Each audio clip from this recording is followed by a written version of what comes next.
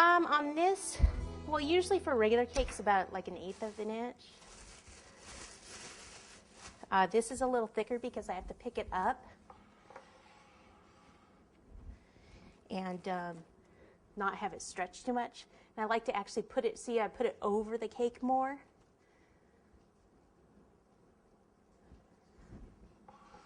So turn it your way. Okay, so see how I put it here to support it, and then make sure that I have enough to bring around the sides and the bottom. And if it's a little thicker here, I can stretch it a bit. So let me see if I can turn it so I can see a little bit. Okay, so now I can go ahead and start cutting it. See, right there is pretty much right on. If I go like this, I can feel where the other fondant is, and then I can take this and just cut off this extra. Can you ask the question again and answer it? How thick is the fondant? This fondant, I mean, the question is how thick is the fondant? I mean, what do you guys, why don't you measure it? Then we can, I mean, it's not always the same. I like it a little thicker on this type of a cake because when I pick it up, it could stretch. No, it's not 1/2 an inch. It's not even 1/4.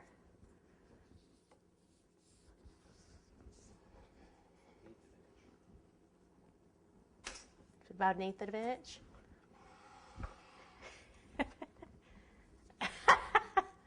All right, so let's see. Tasty. You can see where that is there and cut. Maybe you could see. Maybe you guys could tell me where it is up there.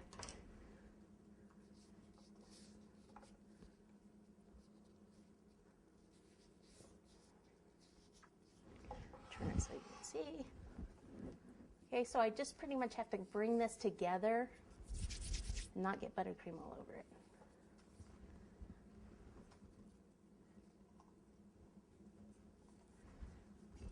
Okay, trim it up. And I thought of something afterwards that I could have done. If I had crimpers at the time, I could have actually crimped these two pieces together, because I went to the party store this morning to get that bear, and I knew they had balloons had a seam in them, but I didn't realize they had actually a little bit of a like overhang type little thing. So you could actually use some little crimpers and crimp this together. Okay, so I won't mess with it too much, but you would need to completely close that in there. Try to line it up as nicely as possible.